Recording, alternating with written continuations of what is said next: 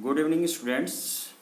आज की क्लास में हम लोग फेडरलिज्म को पढ़ेंगे और फेडरलिज्म के कंसेप्ट को हम लोग डिफाइन करेंगे। हमारा सिविक्स का ये सेकेंड चैप्टर है। तो सबसे पहले हम लोग डिफाइन करते हैं कि फेडरलिज्म होता क्या है। तो देखिए स्क्रीन पर जो लिखा हुआ है कि federalism is a system of government in which the power is divided between a central authority and various constituent units of the country। तो फेडरलिज्म में पावर जो है वो दो के बीच में डिवाइडेड रहता है। एक तो सेंट्रल गवर्नमेंट होती है और दूसरी उसकी कंस्टिट्यूएंट्स यूनिट्स होते हैं, चाहे वो स्टेट गवर्नमेंट के नाम से जाने जाए, स्टेट्स के रूप में जाने जाएं या प्रोविंसेस के रूप में जाने जाएं या अदर कोई और भी नाम हो सकते हैं। तो एक पूरी कंट्री की गवर्नमेंट होगी, सेंट्रल गवर्नमेंट जिसे आप कहेंगे, पूरी कंट्री का वो एडमिनिस्ट्रेशन को देखेगा, पूरी कंट्री के लिए होगा। और उसके नीचे एक सेकेंड टियर के रूप में हमारे पास कंस्टिट्यूएंट यूनिट्स होंगे। ठीक है, वो कंस्टिट्यूएंट यूनिट्स के अलग अलग जगह पर अलग अलग नाम होंगे। ओके, तो उनके बीच में पावर का क्लियर डिवीज़न होता है और ये डिवीज़न पावर का एक दूसरे के साथ रिलेशनशिप कैसा होता है, किस तरह का रिलेशनशिप होता है। सेंट्रल गवर्नमेंट ज़्यादा पावरफुल है कि उनके यूनिट्स ज़्यादा पावरफुल हैं, उनके बीच का रिलेशनशिप कैसा होता है, इस रिलेशनशिप को हम फेडरलिज्म के नाम से बुलाते हैं। ठीक है, तो इसी चीज़ को हम कंसेप्ट बाय कंसेप्ट देखते रहे। इसमें 2 लेवल्स ऑफ गवर्नमेंट होते हैं। पहला जो है वो है सेंट्रल गवर्नमेंट और दूसरा जो हमने बताया वो क्या बताया, स्टेट गवर्नमेंट्स, जिसको अलग अलग कंट्री में अलग अलग नाम से भी बुलाया जाता है, जैसे कहीं प्रोविंसेस के नाम से बुलाया जाता है। ठीक है, अब सेंट्रल गवर्नमेंट के बारे में समझते हैं कि सेंट्रल गवर्नमेंट आखिर किन क्षेत्रों में कार्य करेगा, वो किन सब्जेक्ट मैटर पर उसका पावर होगा। और तो यहाँ पर है कि जो पूरी कंट्री के लिए कॉमन इंटरेस्ट की, common subjects of common national interest.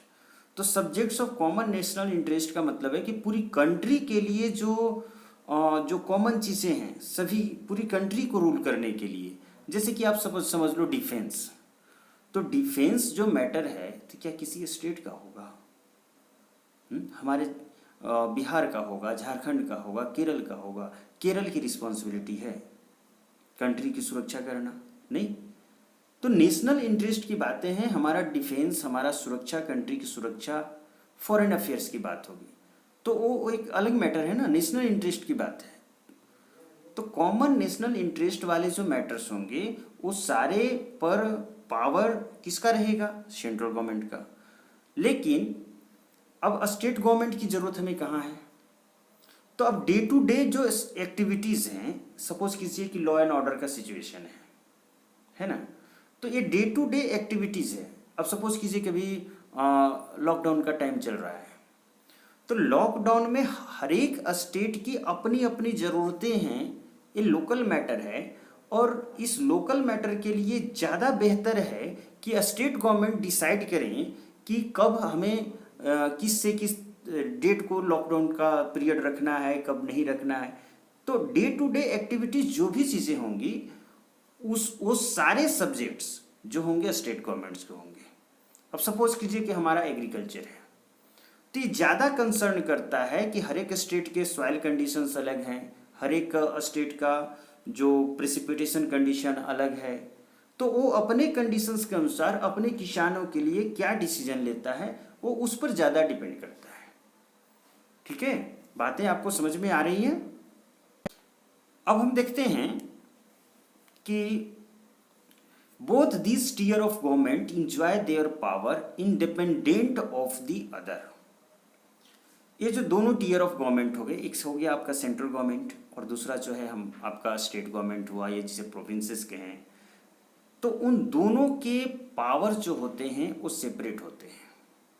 दोनों के पावर जो होते हैं वो अलग अलग होते हैं, सेपरेट पावर होते हैं और वे एक दूसरे से इंडिपेंडेंट होकर के अपने पावर्स को एंजॉय करते हैं। ठीक है, हाँ, इंटर रिलेटेड भी हो सकते हैं। तो ये टाइप ऑफ फेडरलिज्म पर डिपेंड करता है कि उनके बीच का इंटर रिलेशन कैसा है। वो उनके पावर्स बिल्कुल सेपरेट हैं एक दूसरे से, कि उनके पावर्स एक दूसरे पर डिपेंड कर रहे हैं। लेकिन हाँ, सेपरेट पावर्स दिए गए हैं। अब उसका सेपरेशन कितना ज़्यादा है वो डिपेंड करता है कि हमारा टाइप ऑफ फेडरलिज्म कैसा है उस कंट्री में। जब हम लोग फेडरल गवर्नमेंट की बात समझ गए, तब अब हमें समझना है कि उसके अपोजिट में, उसके कंट्रास्ट में हमारे पास एक और तरह का गवर्नमेंट है जिसे हम कहेंगे unitary government.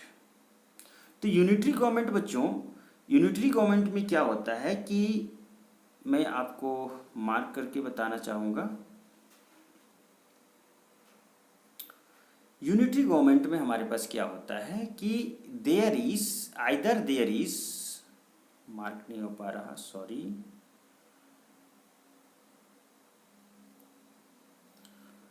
Either there is only one level of government और sub units subordinate to the central government. तो इसमें होता क्या है कि यूनिटरी गवर्नमेंट में या तो सिर्फ एक ही लेवल ऑफ गवर्नमेंट होगा जो कि पूरी कंट्री के लिए होगा, यानी कि कंट्री जो है सब यूनिट्स में डिवाइडेड नहीं होगी। ऐसा हो सकता है कि कंट्री जो है वो सब यूनिट्स में डिवाइडेड नहीं है। और दूसरी तरह की बात हो सकती है कि यदि वो सब यूनिट्स में डिवाइडेड भी है तो वो जो सारे सब यूनिट्स हैं, वो जो स्टेट्स हैं, प्रोविंसेस हैं, जो भी कुछ है, वो सब यूनिट्स सिर्फ एक सेंट्रल गवर्नमेंट के एक सबऑर्डिनेट के जैसा काम कर रहे हैं, उसके जस्ट एक हेल्पर के जैसा काम कर रहे हैं। यानी कि सेंट्रल गवर्नमेंट ने जो डिसीजन लिया उस डिसीजन को जस्ट उनका काम है इम्प्लीमेंट कर देना। उनकी अपनी एक इंडिपेंडेंट अथॉरिटी नहीं है।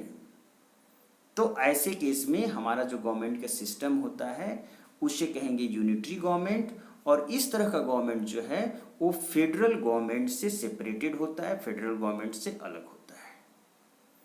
ठीक है। तो एग्जाम्पल के रूप में हमारे एनसीईआरटी की बुक में श्रीलंका का दिया हुआ है। बेल्जियम और श्रीलंका दोनों की कहानी है। बेल्जियम ने फेडरल सिस्टम को अपना लिया और श्रीलंका जो है उसने यूनिटरी गवर्नमेंट को अपनाया। अब फेडरल सिस्टम की क्या उससे आपको नफ़ा नुकसान है, यूनिटरी गवर्नमेंट के नफ़ा नुकसान है, ये तो समझने वाली चीज़ है। तो हम लोग आगे देखते हैं। अब आगे हम लोग फेडरलिज्म के फीचर्स को जानने जा रहे हैं कि फेडरल सिस्टम ऑफ गवर्नमेंट की क्या क्या खास बातें होती हैं, क्या क्या खासियतें होती हैं। तो पहला फीचर्स हमारा ये है कि देयर आर 2 और मोर लेवल्स ऑफ गवर्नमेंट। तो हमने देखा कि एक सेंट्रल गवर्नमेंट है, दूसरा स्टेट गवर्नमेंट है, प्रोविंसेस हैं। तो ये 2 टीयर ऑफ गवर्नमेंट्स हो गए, 2 लेवल्स ऑफ गवर्नमेंट हो गए। लेकिन बच्चों 2 से ज़्यादा लेवल ऑफ गवर्नमेंट भी हो सकता है हमारा। 2 टीयर ऑफ गवर्नमेंट भी हो सकता है and more than 2 tier of government भी हो सकता है। जैसे कि अपने इंडिया के केस में आप देख लीजिए, तो हमारे यहाँ एक सेंट्रल गवर्नमेंट है, उसके बाद स्टेट गवर्नमेंट्स हैं, और उसके बाद हमारा पंचायती राज सिस्टम भी है जो कि 3rd टीयर ऑफ गवर्नमेंट के रूप में है। अब चूंकि फेडरलिज्म पावर का डिस्ट्रीब्यूशन है, तो पावर हमारा सेंटर से स्टेट को डिस्ट्रीब्यूटेड है, फिर स्टेट से फिर आपको पंचायती राज सिस्टम को डिस्ट्रीब्यूटेड है। तो पावर का डिवीजन हो रहा है ना, डिसेंट्रलाइजेशन हो रहा है ना। तो पंचायती राज भी हमारा इस फेडरल सिस्टम का एक टीयर है। बातें समझ में आ रही है आप सभी को। अब सेकेंड पॉइंट को देखते हैं। सेकेंड फीचर्स क्या है फेडरलिज्म का कि both tier of government has its own jurisdiction in specific matters of legislation, taxation and administration. तो जो दोनों टीयर ऑफ गवर्नमेंट हैं, आप इस चीज को समझिए कि कहाँ मैं आपको बता रहा हूं।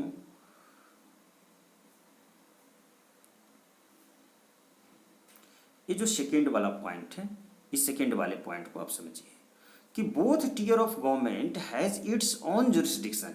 जुरिस्डिक्शन का मतलब क्या है? अधिकार क्षेत्र, कि कहाँ उनका अधिकार जाता है। ठीक है, किस हद तक उनके पावर है, किन किन मैटर्स में वो वो रूल कर सकते हैं, किन किन मैटर्स में वो सोच विचार कर सकते हैं एडमिनिस्ट्रेशन के रूप में, लॉ मेकिंग के रूप में। तो उनके अधिकार क्षेत्र हर एक रूप में निश्चित हैं, दोनों के अपने अपने जुरिस्डिक्शन है, चाहे वो कोई भी मैटर हो। यहाँ पर देखिए आपको मैटर दिया हुआ है क्लियरली कि in the matter of legislation, in the matter of legislation, once again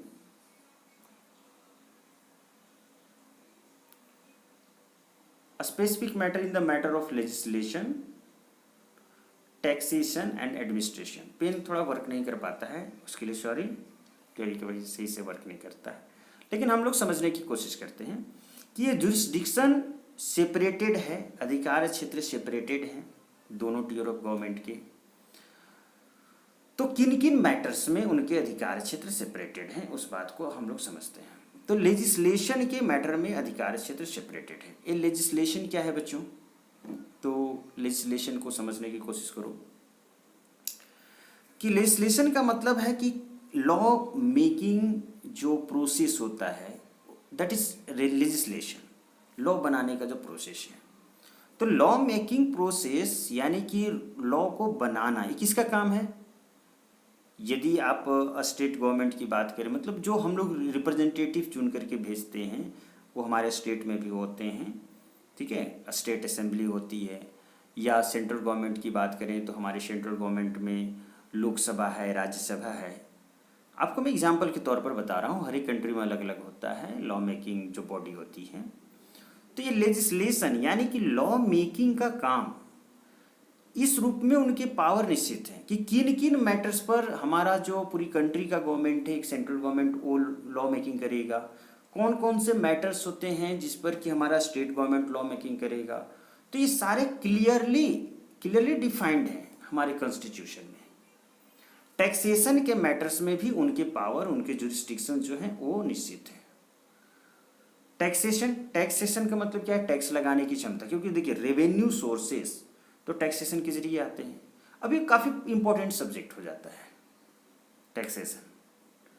तो टैक्स लगाने की क्षमता ये भी हमारे पास जो है क्लियरली डिफाइंड है कि सेंट्रल गवर्नमेंट कौन कौन से टैक्सेस लगाएगा, कौन कौन से टैक्सेस को कलेक्ट करेगा, और जो कलेक्ट टैक्सेस है अपने लिए यूज करेगा कि वापस स्टेट गवर्नमेंट को देगा उसमें से हिस्सा, ठीक है, और कौन कौन से टैक्सेस जो हैं वो सिर्फ स्टेट गवर्नमेंट लगाएंगे। तो इस रूप में हम लोग देखें तो टैक्सेस होते हैं कि taxes levied by and collected by central government. Okay, taxes levied and collected by centre, taxes levied and collected by centre and distributed among states, taxes levied by states and collected by states.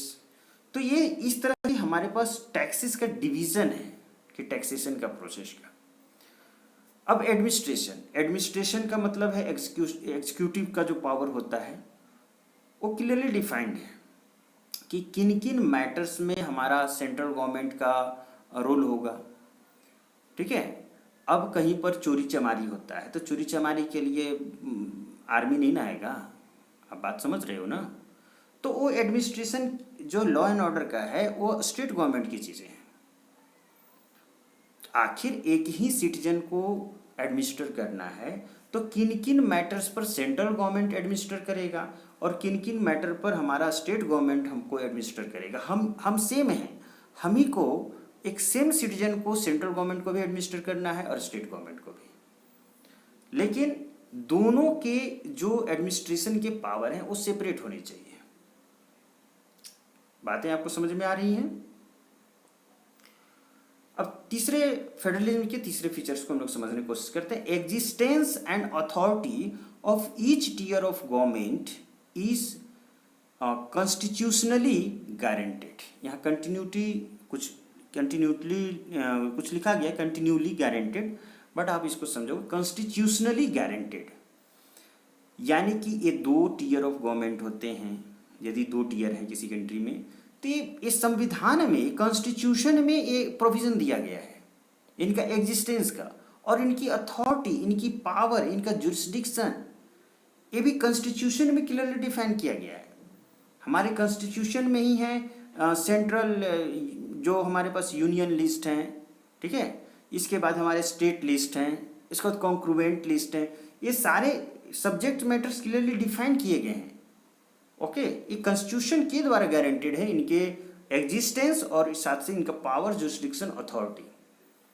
इसलिए यदि इसका constitutionally guaranteed होने का importance क्या है कि यदि central power चाहे तो स्टेट गवर्नमेंट के पावर को छीन नहीं सकता है, उनमें इंटरफेयर नहीं कर सकता है, जोर जबरदस्ती नहीं कर सकता है, यानी कि काइंड ऑफ इंडिपेंडेंसी एक कॉन्स्टिट्यूशन ने ही उन्हें दिया है।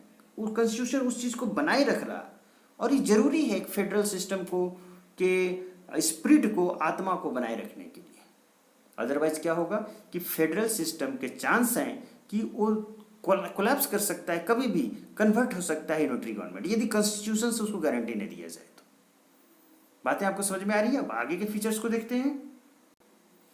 ओके, फोर्थ फीचर को देखते हैं बच्चों कि any change in fundamental provision of constitution require the consent of both the level of government. इसका मतलब क्या हुआ कि कॉन्स्टिट्यूशन की जो फंडामेंटल प्रोविजंस है, ये फंडामेंटल प्रोविजंस इस फेडरलिज्म को बनाए रखने के लिए इंपॉर्टेंट है, ठीक है। तो ये फंडामेंटल प्रोविजंस का मतलब क्या हुआ, जैसे कि हमारे यहाँ 2 टियर ऑफ गवर्नमेंट है, तो फंडामेंटल प्रोविजन है ना, स्टेट के अपने पावर फंडामेंटल प्रोविजन है ना, कॉन्स्टिट्यूशन में दिया हुआ है। आप फेडरलिज्म से यूनिटरी की तरफ तो नहीं जा सकते ना, ये फंडामेंटल प्रोविजन है हमारे कॉन्स्टिट्यूशन का। अब स्टेट से रिलेटेड कोई भी मैटर है तो वो मैटर हमारे संविधान में जो है वो बिना स्टेट को कंसेंट में लिए सेंट्रल गवर्नमेंट अपने मन से तो चेंज नहीं कर सकती है, ठीक है। हम लोग आगे पढ़ेंगे कि कॉन्स्टिट्यूशनल अमेंडमेंट किस तरह से होता है और उसमें किस तरह से सेंट्रल गवर्नमेंट जो है वो एक तरफा, उसका कोई अधिकार नहीं है कॉन्स्टिट्यूशन को अमेंड करने का। तो फंडामेंटल प्रोविजंस में बहुत सारी बातें हैं, यहाँ पर ज़रूरी नहीं है कि सिर्फ हमारा फेडरलिज्म से रिलेटेड फंडामेंटल प्रोविज़न हो, हमारे फंडामेंटल राइट्स हो सकते हैं जो कि हमारे फंडामेंटल प्रोविजंस हैं। हमारा सेकुलरिज्म हो सकता है कि वो India is a non secular, तो उससे रिलेटेड जो भी प्रोविजंस हैं, ओके। सो इंडिया के secularism, India is a secular country, तो इंडिया के जो ये हैं सोशल कंट्री, तो ये सारे जो प्रोविजंस हैं जो कि फंडामेंटल प्रोविजंस हैं, हमारे कोर्ट के जो पावर्स है फंडामेंटल प्रोविजंस हैं, लॉ को इंटरप्रेट करने का पावर जो कोर्ट का फंडामेंटल प्रोविजंस है। तो इन सब में छेड़छाड़ यदि करना है तो दोनों लेवल ऑफ गवर्नमेंट को मिलकर के करना होगा, अकेले कोई नहीं कर सकता है। तो देखिए ये मैटर यहाँ पर आपको पूरी तरह से समझ में नहीं आएगा, आप सिर्फ एक कोर के रूप में समझ लीजिए। बाकी इसी चैप्टर में आगे मैं आपको एक्सप्लेन करूँगा कि कौन कौन से मैटर्स हैं जिसमें कि सेंट्रल गवर्नमेंट कॉन्स्टिट्यूशन में अमेंडमेंट करना चाहे तो अकेले कर सकता है, ठीक है। सेंट्रल गवर्नमेंट कहने का मतलब कि राज्यसभा एंड लोकसभा मिल करके कर सकते हैं, वो दोनों सेंटर में जो हैं। कौन कौन से ऐसे सब्जेक्ट मैटर्स हैं जो कि स्टेट गवर्नमेंट उस पर, स्टेट गवर्नमेंट तो खैर अकेले कोई भी अमेंडमेंट नहीं कर पाता है, बट कौन कौन से ऐसे मैटर्स हैं जिसमें स्टेट गवर्नमेंट को पूरी तरह से विश्वास में लेना जरूरी है, यानी कि स्टेट गवर्नमेंट के जो लेजिस्लेटिव असेंबली है उसको विश्वास में लेना जरूरी है। तो ये सारे मैटर्स पर हम लोग डिस्कस करेंगे। अभी के लिए आप इस बात को समझिए कि जो भी फंडामेंटल प्रोविजंस हैं, एक तरफा कोई भी गवर्नमेंट, हमारा सेंट्रल गवर्नमेंट ही वो नहीं कर सकता है। स्टेट गवर्नमेंट को विश्वास में लेना जरूरी है, उसकी लेजिस्लेटिव असेंबलीज को विश्वास में लेना जरूरी है। एटलीस्ट 50% स्टेट्स की रजामंदी जरूरी है ना। चलिए अब आगे देखते हैं। अब अगले हम लोग फेडरलिज्म के फीचर्स को पढ़ते हैं कि courts have powers of interpretation of the constitutions and powers of different levels of government. अब हमारे कॉन्स्टिट्यूशन में तो क्लियरली डिफाइन कर दिया गया, बता दिया गया कि सेंट्रल गवर्नमेंट के कहाँ कहाँ जुरिस्डिक्शन है, स्टेट गवर्नमेंट के कहाँ कहाँ जुरिस्डिक्शन है। लेकिन बाय द वे किसी तरह का बच्चों मतभेद होता है, आप समझो, किसी तरह का मतभेद होता है, किसी तरह का दोनों के बीच में टकराहट होती है कि भैया ये मेरा मैटर था, तू कैसे घुस गया, तुमने कैसे इस पर कानून बना दिया, तुम कहाँ से इसमें घुसे आ रहे हो। तो यदि इस तरह का मैटर कहीं भी उठता है तो उस केस में स्टेट कहाँ जाएगा। यदि सेंट्रल गवर्नमेंट ज़बरदस्ती करने लगे, कुछ ऐसे नियम लगा दे, कुछ स्टेट गवर्नमेंट पर थोपने की कोशिश करे जो उसके अधिकार क्षेत्र का नहीं है, उस केस में स्टेट गवर्नमेंट्स कहाँ जाएंगे। यदि क्या वो सब यूनिट्स हैं तो चुपचाप रह जाएंगे? नहीं, उनके पास कोर्ट का रास्ता है। हाई कोर्ट और सुप्रीम कोर्ट इस बात की निगरानी करते हैं, वो उनके पास अथॉरिटी है कि कॉन्स्टिट्यूशन को इंटरप्रेट करें और बोथ लेवल्स ऑफ गवर्नमेंट के पावर्स को क्लियरली डिफाइन करें। और यदि लगता है हाई कोर्ट्स को या सुप्रीम कोर्ट जहाँ भी याचिका जाती है, उसे लगता है कि ये this is clear encroachment of powers और क्लियर इंक्रोचमेंट ऑफ जुरिस्डिक्शन, तो वो उस लेजिस्लेशन को नलीफाइड कर सकता है, वो अनलॉफुल घोषित कर सकता है, इनवैलिड घोषित कर सकता है। अब बातों को समझ रहे हो? तो कोर्ट की फेडरलिज्म को बनाए रखने के लिए हमारे इस जो कोर्ट का जो एक इंडिपेंडेंट जुडिशरी सिस्टम है, उसमें इस कोर्ट के रोल का बहुत बड़ा रोल होगा। ठीक है, अगला हमारे पास बच्चों हैं कि सोर्सेस ऑफ रेवेन्यू। तो sources of revenue is clearly specified. Sources of revenue clearly हमारे स्पेसिफाइड किए गए हैं। ठीक है, कहने का मतलब कि राजकाज चलाने के लिए पैसा चाहिए।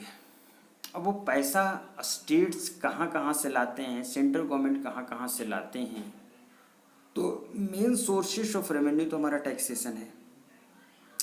तो टैक्सेशन क्लियरली स्पेसिफाइड किया गया है कि कौन कौन से मैटर पर स्टेट गवर्नमेंट को टैक्स लगाना है, कौन कौन से मैटर पर सेंट्रल गवर्नमेंट को टैक्स लगाना है। ये सारी बातें मैंने आपको बता दी। और भी सोर्सेस ऑफ रेवेन्यू होते हैं। ठीक है, स्टेट गवर्नमेंट्स के लिए और भी सोर्सेस ऑफ रेवेन्यू होते हैं, जैसे कि सेंट्रल गवर्नमेंट का ग्रांट हो सकता है। तो किस स्टेट को कितना ग्रांट मिलेगा, या सेंट्रल गवर्नमेंट जो टैक्सेस कलेक्ट करती है जिसे स्टेट्स के बीच में डिस्ट्रीब्यूटेड किया जाना हो वैसे टैक्सेस, तो उनमें स्टेट गवर्नमेंट को कितना कितना परसेंट मिलेगा। ठीक है, एक टोटल डिवीज़न सेंटर के पास मान लीजिए 100% टैक्स कलेक्ट हुआ, और वो ऐसा टैक्स है जिसे सेंटर को स्टेट के बीच में बांटना है, तो उसमें कितना परसेंट सेंटर रखेगा, कितना परसेंट स्टेट को दिया जाएगा, और स्टेट के जो हिस्से हैं उसमें अलग अलग स्टेट्स को कितना डिस्ट्रीब्यूशन होगा। तो ये सब जो है एक क्लियरली डिफाइंड है। कॉन्स्टिट्यूशन में हर एक बार डिफाइंड नहीं है, बट हमारे सिस्टम में क्लियरली ये डिफाइंड है। हमारे पास कॉन्स्टिट्यूशनल अथॉरिटी है, जैसे फाइनेंस कमीशन ऑफ इंडिया है। Finance commission of India centre और स्टेट के बीच में इस रेवेन्यू डिस्ट्रीब्यूशन को और साथ में ग्रांट वगैरह के डिस्ट्रीब्यूशन को, हर एक चीज़ को, फाइनेंस को, स्टेट और सेंटर के बीच के फाइनेंशियल सिस्टम, फाइनेंशियल जो डिस्ट्रीब्यूशन है उसको वो सुनिश्चित करता है। वो जो बनाता है रूल, उसी के अनुसार से सेंटर और स्टेट के बीच का फाइनेंशियल रिलेशनशिप बनाया जाता है, इस्टेब्लिश किया जाता है। ओके, बातें समझ में आ रही हैं? तो सोर्सेस ऑफ रेवेन्यू हर एक रूप में क्लियरली स्पेसिफाइड है, क्लियरली डिफाइंड है। हम लोग आगे जाकर के पढ़ेंगे इसी चैप्टर में कि स्पेशल स्टेटस कुछ राज्यों को मिला है इस फाइनेंशियल ग्रांट के रूप में, कि फाइनेंशियल ग्रांट उन्हें क्या मिलना चाहिए। आगे पढ़ेंगे इस बारे में और इस मैटर को और डीपली समझने की कोशिश करेंगे। अब आगे बच्चों हमारे पास है कि फेडरल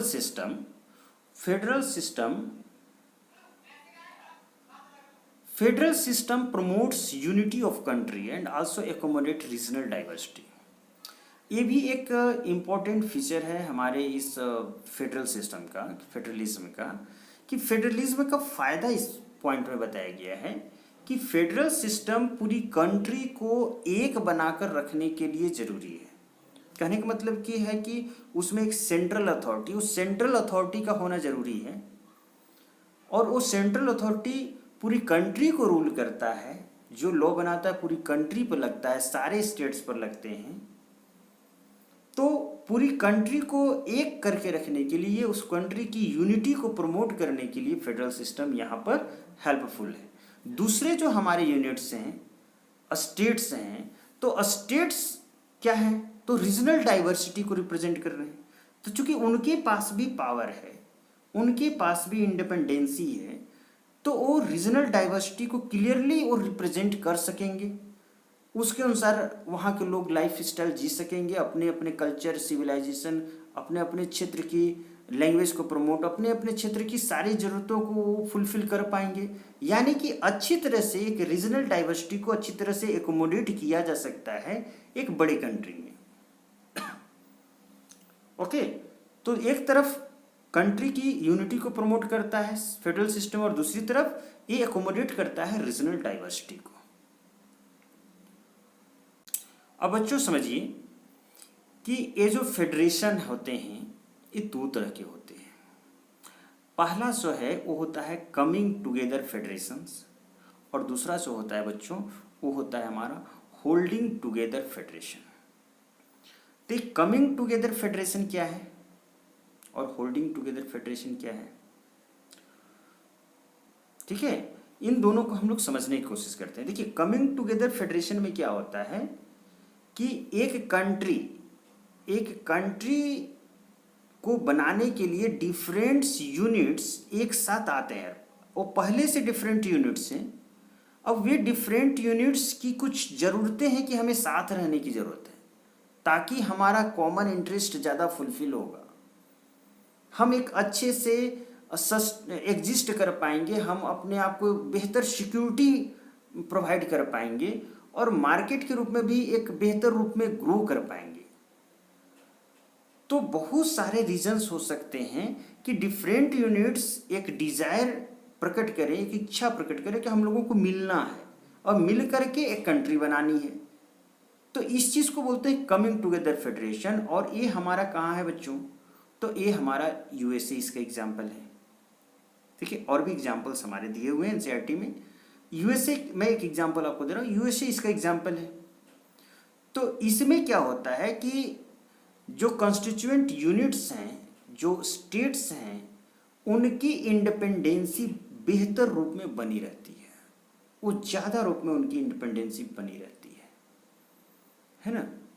और सेंटर और विज यदि हम स्टेट्स की बात करें तो ज़्यादा इंडिपेंडेंट होते हैं स्टेट्स और सेंटर का जो पावर है वो बहुत ज़्यादा नहीं हो पाता है। यानी कि एक तरह से कहिए कि सेंट्रल टेंडेंसी नहीं होती है ना, फेडरलिज्म की सेंट्रल टेंडेंसी नहीं होती है। अब दूसरे तरह का हम लोग देखते हैं जिसका एग्जाम्पल हमारा इंडिया है, होल्डिंग टुगेदर फेडरेशन।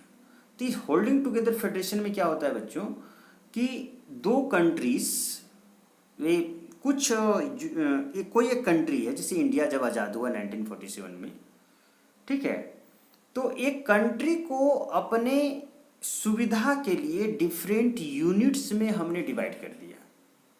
हमने पहले क्या किया कि जितने भी प्रिंसली स्टेट्स थे, है ना, उन सबको मिलाया।